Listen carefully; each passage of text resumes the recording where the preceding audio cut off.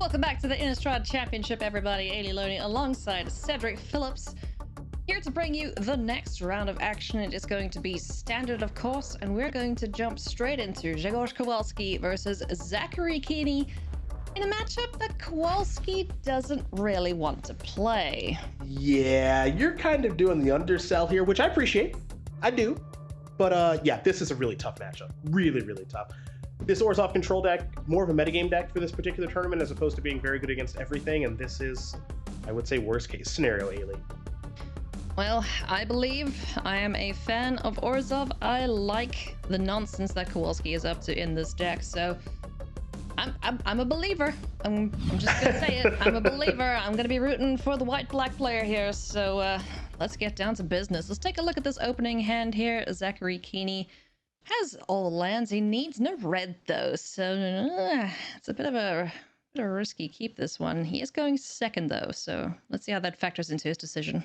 Well, I suppose if you're rooting for Kowalski, if you're rooting for Orzhov, this is what it's got to kind of start to look like, right? Is Kiihne is doing a little bit of stumbling and fumbling out of the gate, maybe has some mana issues. The fear, of course, is that Kowalski's clock isn't the fastest in the world, so it helps, but we'll have to see if Zach ever does find that red source.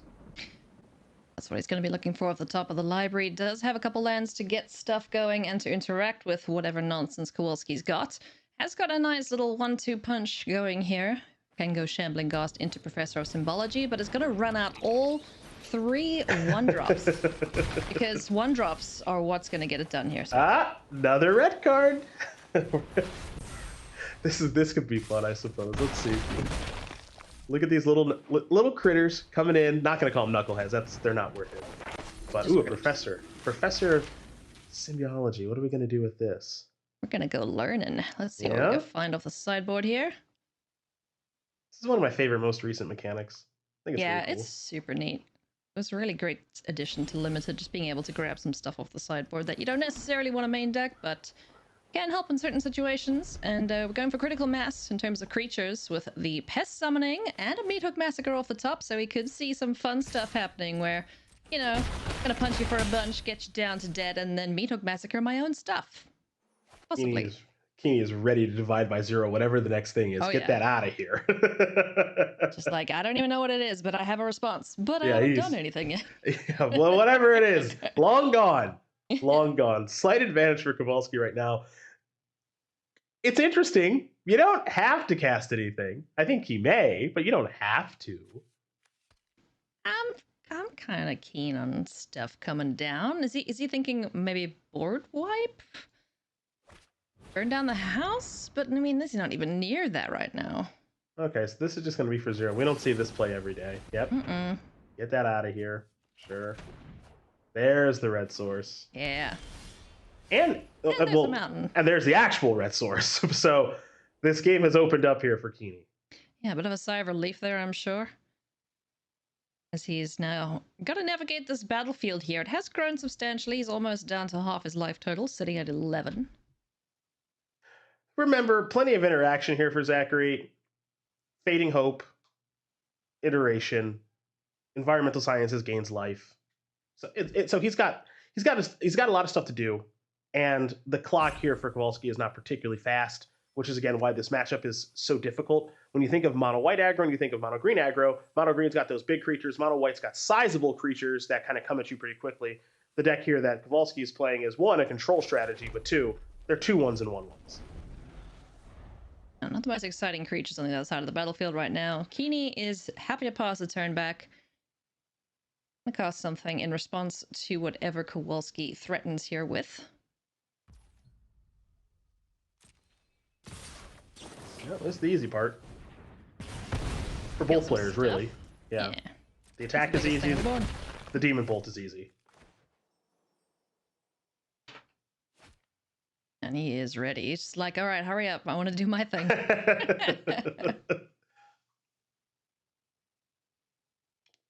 I like watching Kiihne play, just like in the little screen, because he's like, I'm ready to cast a spell. Like, you know what? Okay, hold on. Let me just take a moment. Take a moment. Just breathe. The younger crowd, I mean, when I was younger, but also the younger generation, they're ready to move. They're ready to click, clack, let's play. Yeah. Come on. And Kowalski up top is like, all right, you know what? Let me just think it through. This matchup's horrible for me. I got to get a little crafty. I'm in no rush. Yeah, we've seen some incredibly fast players. Yuki Ichikawa being one of them. We know how fast Luis Scott Vargas plays as well. Ugh. Oh my goodness, it's insane. I remember one of the first matches I ever commentated was Luis, and he just blazed through stuff. Here we're going to see the Meat Hook Massacre hit the board, a Thirst for Discovery, going to go digging deeper into the library and start discarding a couple things. Thirst for Discovery, a new one here. Draw 3 and then discard 2 cards unless you discard a basic land for you older players out there like myself. Compulsive Research just got slightly better. Speaking of good draw steps. Hey now, you know what kills a bunch of little itty-bitties? That card, Cinderclasm. Yes, that one is the answer. Things are looking a little better here for Zachary. He's at 8, but I think the advantage is going to be slightly in his favor with this clutch of just interaction, removal spells, life gain.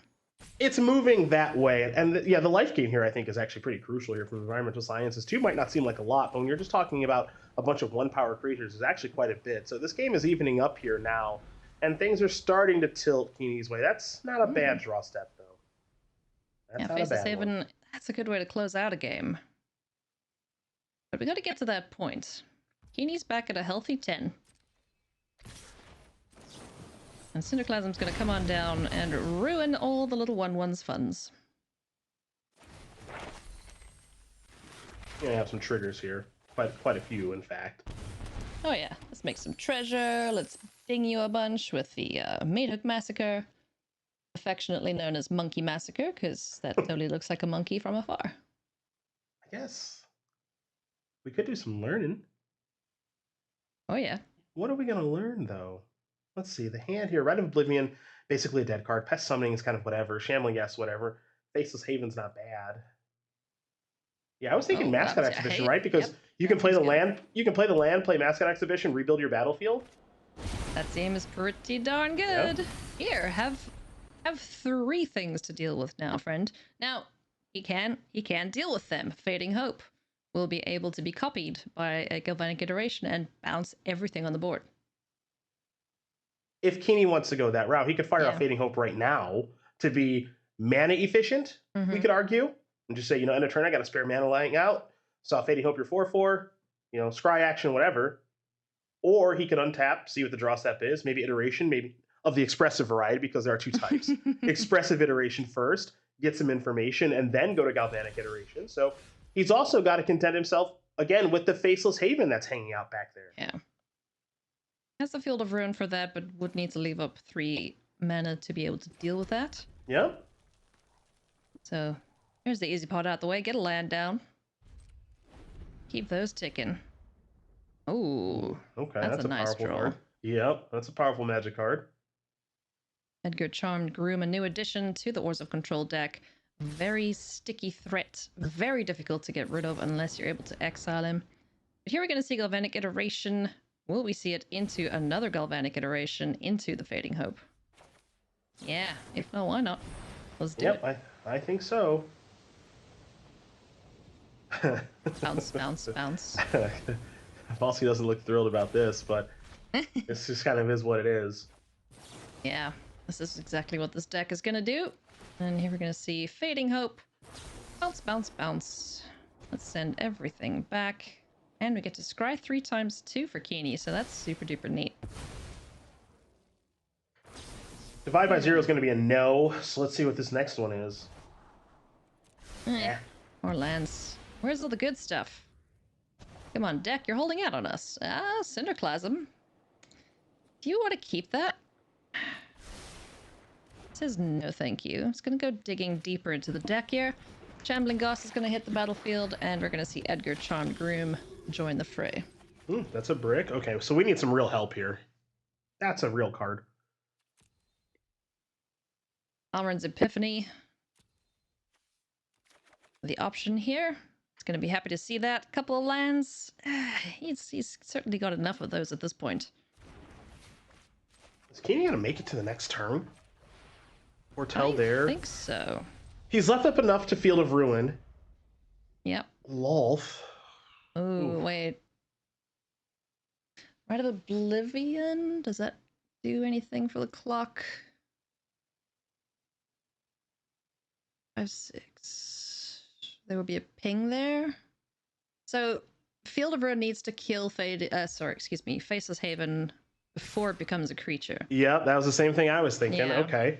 It's not going for that route though, so Kowalski's just happy to chip away here.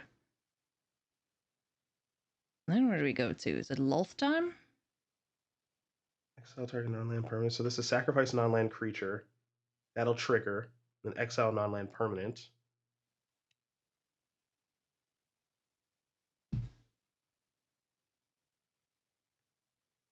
Goodness, Kowalski's so close. He is. Where's Stomp when you need it? He's so close.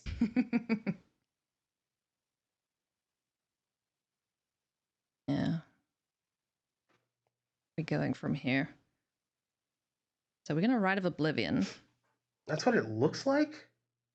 Shambling Ghost will cause 1 ping. Mm-hmm. But you can't... Rite of Oblivion exiles, you can't target your own stuff to get the death trigger.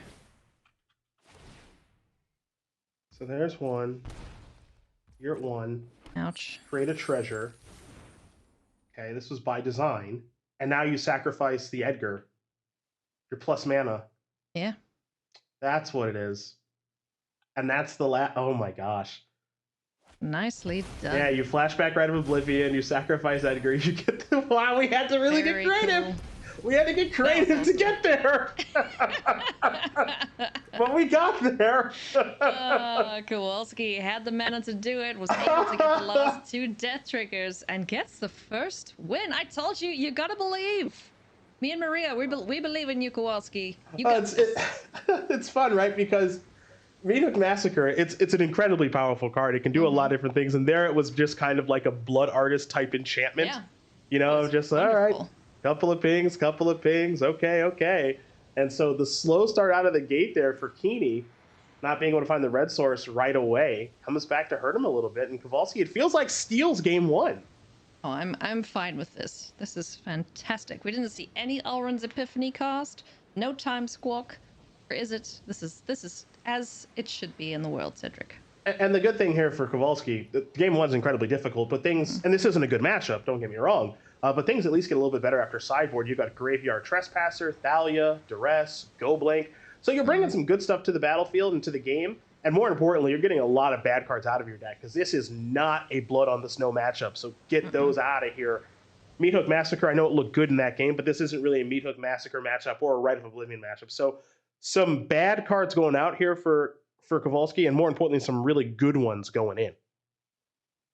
Can we get a check on Kiihne? You doing all right? He's okay. He just taking a moment. Just taking a walk. All right. Just getting the blood flowing. All right. I'm worried about the young man. I'm pretty intense when I play too, so I get it. I get it. I ain't mad at you. Also, if I lost a game like that, I'd be a little frustrated. Those last 2 pings via Rite of Oblivion. Are you kidding me? Yeah. When I'm 8-3, are you kidding me? You don't expect that.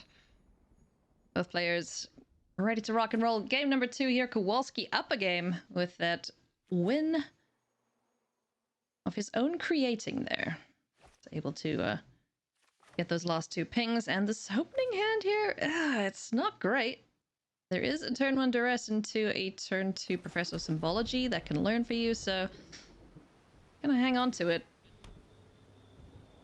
On the outside of things, we've got Divide by 0, Spikefield Hazard, Celestis, and Unexpected Windfall. Right for the picking, as Duress is gonna take one of these cards and dump it in the graveyard. Goodbye, Unexpected Windfall. Hello, Unexpected Windfall. Hey now, that's just cheats. Look at that. For my Magic Online players out there, we know what that's like. Thoughtseize a card. That's their next draw step every time. Every time! So what you're saying is take the worst card in their hand, right? It doesn't matter what you take. They're just going to draw it. Does not matter. Professor Symbology hits the battlefield and goes and fetches the Pest Summoning. And Celestis also joins the fray here for Kiihne. Does have an answered Spikefield Hazard for this professor, but I'm guessing that Thalia's name is all over the Spikefield Hazard. Yeah, we will see. Okay. Oh, there goes the professor. Okay. There's Alrund's Epiphany. Oof. Alrund's Epiphany with Unexpected Windfall. That's live next turn. Now this game could be over very quickly. Looks like we're just going to set that over there on the side. Short. It's pretty nice to set it over there on the side via foretell because of because of discard. Ooh, the Trespasser. That card's powerful. Kowalski gonna chip in here. 2 points of damage. Knows about the divide by 0, so what's gonna be the sacrificial card, or at least for the time being?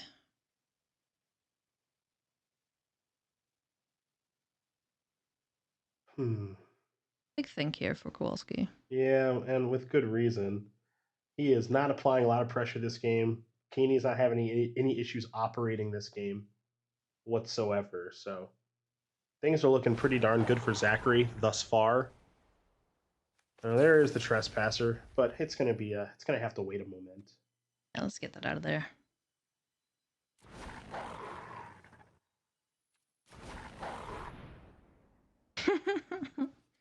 It's a very aggressive werewolf. Yeah,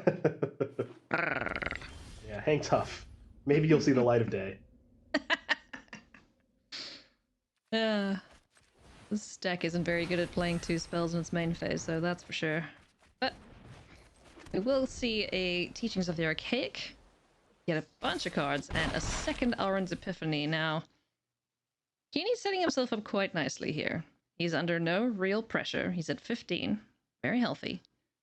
As soon as he sees the gap to do so, he's going to be firing off Alrund's Epiphany into Alrund's Epiphany. Possibly galvanically iteration did it. But Thalia is now on the battlefield, so let's deal with that. Alright, A plus B, Thalia plus Graveyard. Glutton. That's fun.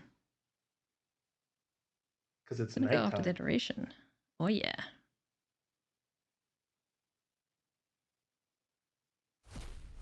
Card's really, really good. Yeah, it's super neat. Also adds a little bit of extra pressure with the attack steps. Being able to drain and gain. So got a card, yeah.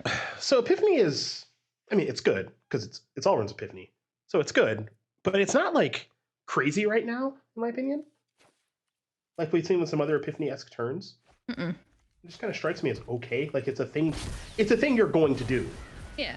But it's not like the game-winning, taking 3 or 4 turns. Well, it might be type of thing, type of thing that we normally see. But it might be now. So okay. So power, okay. Go.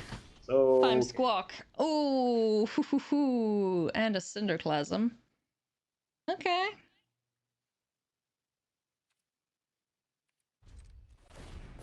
So many options.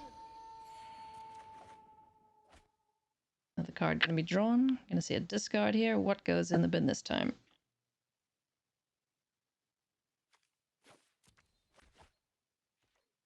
It's gonna be divide by 0. All right, so I was like kind of right about the Epiphany thing. I was like kind of right.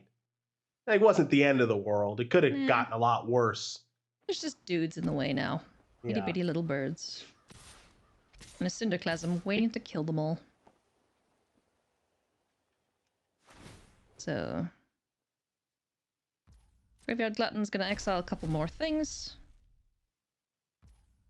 No creatures and no gain and drain.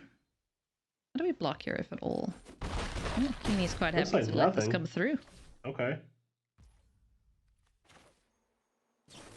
Now we're gonna see Galvanic Iteration into Windfall. Cinderclasm? No, it must be Windfall. No, I think it's just gonna be Windfall. Yeah. Yeah. Get 2 of these. So this is plus 4 cards. Creatures. Plus 4 cards, plus 4 treasures. Don't need Cinderclasm. Yeah.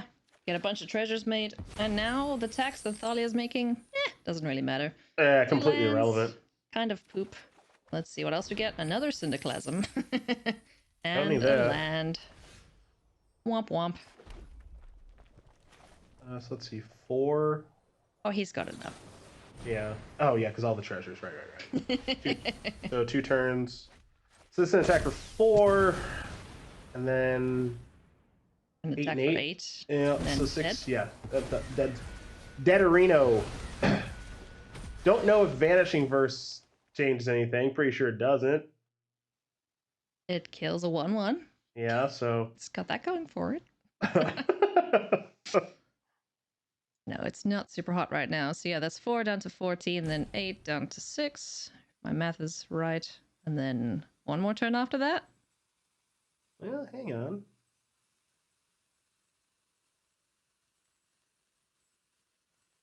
We're tanking. Yeah, because if you kill a token right now, right? Mm-hmm. Take 3, 15. Yeah.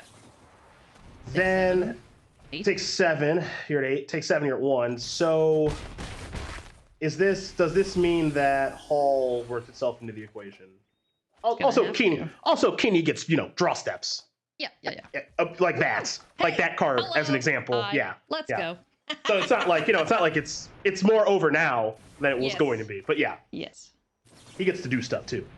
So if Kiihne absolutely withdrew the most awful set of cards, then yeah, okay, Kowalski may have had a chance here, but this is kind of looking a little bit bad now that we see a Goldspan Dragon on top. And I guess also Hall was the Hall problem was kind of solved with the Field of Ruin. Yeah. So Hall wasn't really going to save Kiihne, but getting another turn in Goldspan Dragon will. Yeah. So. Oh, we're going to burn down the house? We're going to make little idiots? No, we're just living. We're just going whole hog. Let's go. We're living. Jeez, like we are living our Epiphany dream.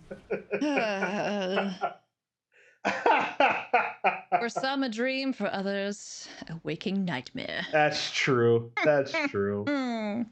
Alrighty, Kowalski. I believe. Yeah, I don't know if he believes. He's always just very calm though when he plays. Oh yeah. He knows the matchup is difficult. For sure. Looking to play against anything that's not this deck. Yeah. It's a little difficult to dodge, though, being the most popular one in the field. Has done a very good job thus far. This is the first time he's playing against Izzet Epiphany. It is, but what makes the selection really interesting, and we've seen this over the course of professional Magic history, is there have been plenty of higher level tournaments like this where there's a very clear best deck in a format. Yeah. But you can create a deck that beats every other deck.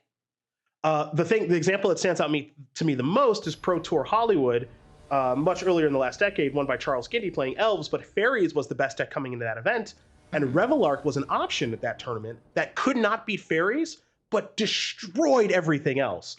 So if you were like, hey, I know Fairies is going to be the most played thing, and maybe I just don't play against it that much, I can take this risk. And if memory serves, 2 of them made the top into that Pro Tour. So it can be the appropriate strategy to do what Kowalski's doing here and saying, hey, look, I kind of crush everything else. Yeah. I'm really bad against the most played thing, but maybe I might be able to squeak out a win against it, because also you got to think of the equity there, right? Yeah. If you're good against everything else and you squeak out a win against Izzet Epiphany, you feel invincible. Uh-huh. It's just like cherry on top.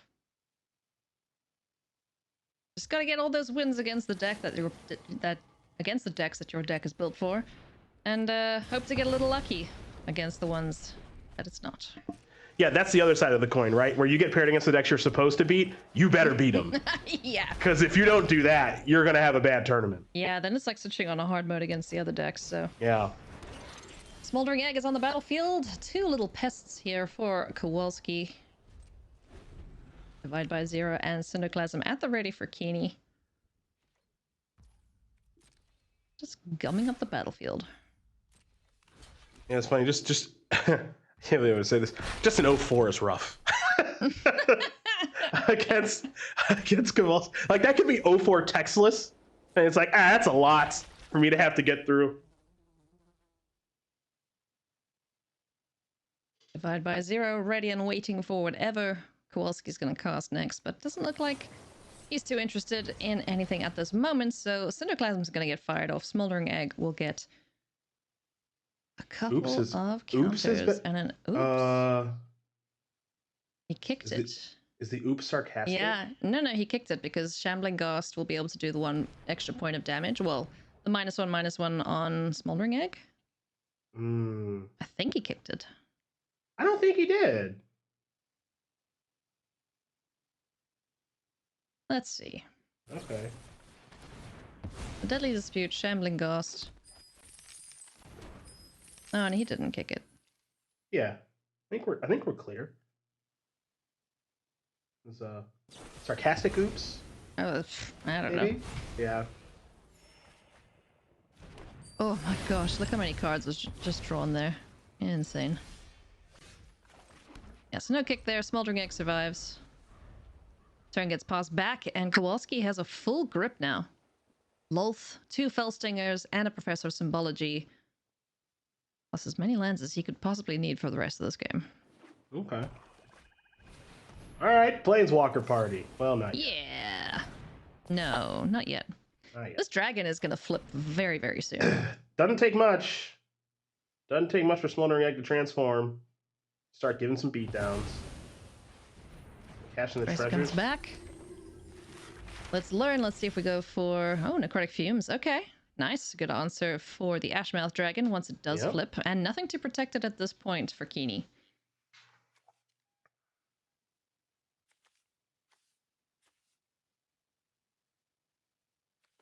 Is it time to dig for an answer? For a way to protect it? Let's find out. Oi! Well, it's not those. What is this?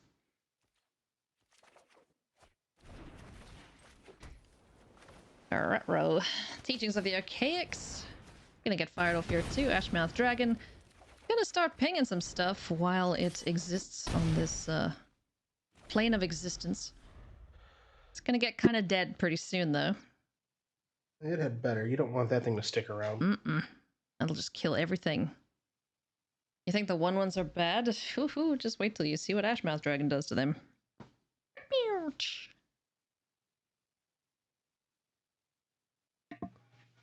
So a couple options here for Kowalski. Has the Fellstingers that are really good at drawing cards. Doesn't really need those right now.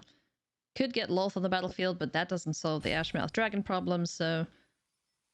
Looks like he's thinking about the Professor into Necrotic Fumes to get rid of this Ashmouth Dragon. Yeah, like you kind of want to double spell this turn. Oh yeah. Shields it down. Let's go. Let's get this dragon dead.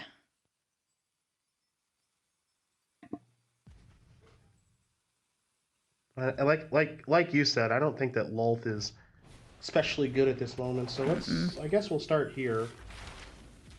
Yeah, especially if Lolth minuses, she's super dead then to an Ashmouth Dragon. Yep. So bye-bye, little dragon. We hardly knew ya. Kiihne ready to roll. Oh yeah. He's pumped up. Okay, so this is Ooh, Iteration Windfall. Yeah, turn we've seen before. Four obviously has a card to discard, but four cards, 4 treasures. Lolth hits the battlefield. Which mode is going to be used here? You gotta think it's spiders, right? Get some itty bitty arachnids. Yeah, I mean you just got to get something going, right? Nice Fellstinger snack next turn, perhaps. Kiihne is so ready to draw 4 cards. I know that look. Just do whatever you're gonna do. I got 4 fresh ones coming. They're gonna be the nuts, and this thing's gonna be over soon. That's what he's thinking. I'm in his head.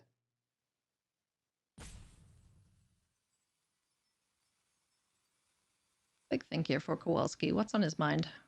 Is he wanting to deploy the Meathook Massacre? That's how you beat Kiihne. You just go slow. Yeah. Because Kiihne's moving. He's in a drinking coffee. He's ready to peel off 4 fresh ones. You just got to slow him down. Now, obviously, Kowalski can't see Kiihne, but I can. You just got to slow him down. Slow him down. He is definitely using the timeouts available to him here. Thinking about whether he wants to go environmental sciences or try and get this Meathook Massacre on the battlefield. All right, we saw how powerful this was game 1, just for 0. So this is iteration Windfall with the potential to disruption disruption this thing if you want. That's cheeky. The 2 treasures up. I want to see those 4 cards. Fortunately, we won't get to see them. So we're sitting very firmly in Kowalski's seat right now. And Meathook Massacre has the potential to be countered here with the Jawari Disruption available to Kiihne.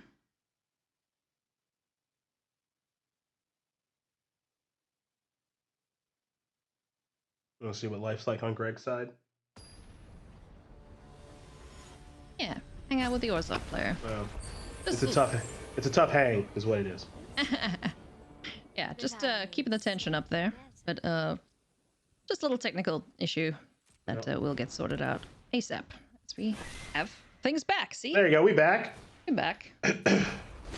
Pretty good for Kiihne. Pretty good. Pretty good. That's a divide by 0 to deal with the Meatok Massacre if... Let's do Galvanic Iteration. Intolerance Epiphany, though, seems like a pretty good place to kick things off here for Kiihne. Yeah. Just take 2 turns, get 4 birds. And then do some other stuff and things. Smoldering Egg's gonna hit the battlefield. We're gonna Expressive Iteration. You got to do your fun stuff, he says. Right. Now it's my turn. Ring the bell. Hey now. Hang on. It ain't over till it's over. It's about to get ugly out here.